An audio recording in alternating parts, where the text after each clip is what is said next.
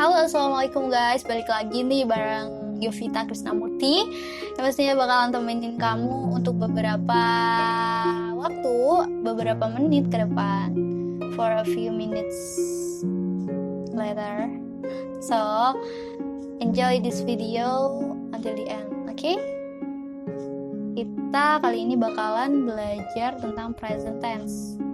Walaupun sebelumnya udah sih belajar present tense tapi sebagai nominal kan, kalimat apa ya, kalimat verbnya lah ya. Langsung aja next. Present tense. In English, learners must learn about tenses. They affect verbs in sentences. There are 16 of them. They are categorized into 3 basic groups: present, past, and future. Now, we are learning about present tense. Present tense is sentence of current fact or current condition.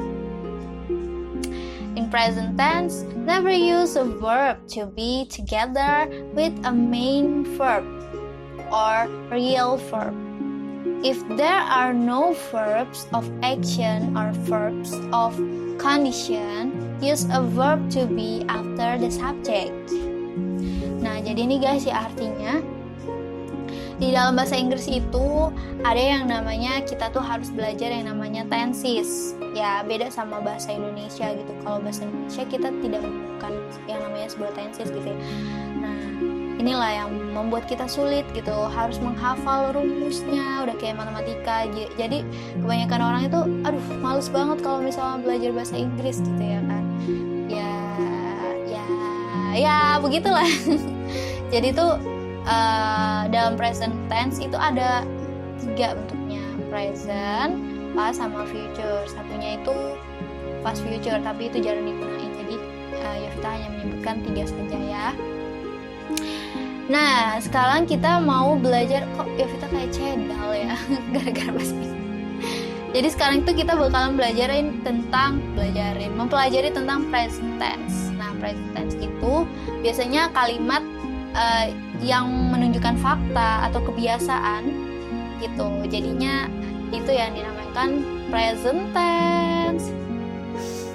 Nah, di dalam present tense ini tidak menggunakan verb to be bersamaan dengan real verbnya nih, atau kata apa ya? Kata kerjanya maksudnya Vita. Oke. Nah, jika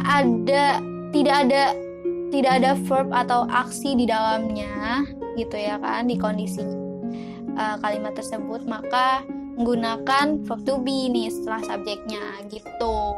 Oke, next. Bingung nggak? Oke, sama Yovita juga bingung nih, Yovita ngomongin apa tadi. Nggak bercanda. Oke, kalau misalnya bingung kamu bisa tanya deh di bawah kolom komentar, oke? Oke, next. Nah guys, ada ketentuan tambahan nih. If you use a real verb after the third person singular subject, add s or es to the real verb. Maksudnya, kalau kamu menggunakan kata kerja subjeknya itu singular, maka kamu harus menggunakan s atau es pada kalimat present tense. Contohnya, make plus s jadinya makes, read plus s jadinya reads, digs plus s jadinya digs. We add es to a real verb with. Contohnya, kalau di belakang huruf ada ond, hissing sound ending, consonant ending, because before y is vowel. Contoh dari o ending itu ada go plus is sama dengan goes. Jadi o ending ini kata kerja sebenarnya yaitu cuma 2 huruf nih. Kalau di go ini ya, G sama O. Nah, di belakangnya ini huruf terakhirnya yaitu O. Jadi endingnya harus ditambah is, bukannya s. Jadi jadinya goes. Begitu juga bawahnya, yaitu ada do plus es sama dengan does. Nah, terus yang kedua nih ada a hissing sound ending. S, X, C. Nah, ini itu sama aja kalau di akhir katanya itu mendesis, ya kan? S, X, C, H itu kan semuanya mendesis tuh, makanya pakai IS di belakangnya. Nah, contohnya ada kata kiss. Kiss plus IS sama dengan kisses. Catch itu kan belakangnya CH, terus ditambahin IS, jadi catches. Fix plus IS, fixes. Was plus IS, jadinya wasses. Terus selanjutnya ada a consonant ending plus Y ending, change Y to IES. Nah, kalau ini beda nih, Y-nya atau Y-nya itu diganti dengan huruf I di belakangnya. Setelahnya yaitu ada IS. Nah, contohnya nih, jadi consonant ending ini sebelum huruf Y-nya di belakang, yang paling belakang katanya yaitu huruf Y kan ya.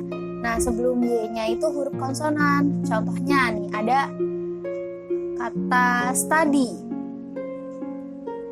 Nah, study ini kan sebelum Y ini huruf D. Nah, huruf D itu konsonan. Nah, jadinya Y-nya itu berubah jadi I, terus jadinya study itu studies. Terus selanjutnya yaitu ada carry menjadi carries, fly jadi flies, dan cry menjadi cries. Selanjutnya, yang terakhir yaitu because before Y is vowel. Nah, beda nih kalau misalnya sebelum Y-nya itu huruf vowel sama sebelum Y-nya huruf konsonan. Nah, kita bahas yang sebelum Y-nya huruf vowel. Di sini ada kata play. Play itu kan huruf terakhirnya Y. Y-nya itu sebelum huruf Y-nya itu ada huruf A. A ini huruf vowel. Masih ingat kan? Vowel itu hurufnya A, I, U, E. Oh iya, good banget.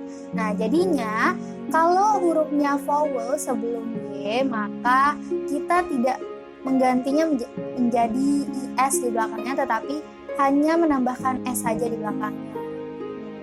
Seperti di dalam contoh, yaitu play menjadi plays, buy menjadi buys, pace menjadi pace.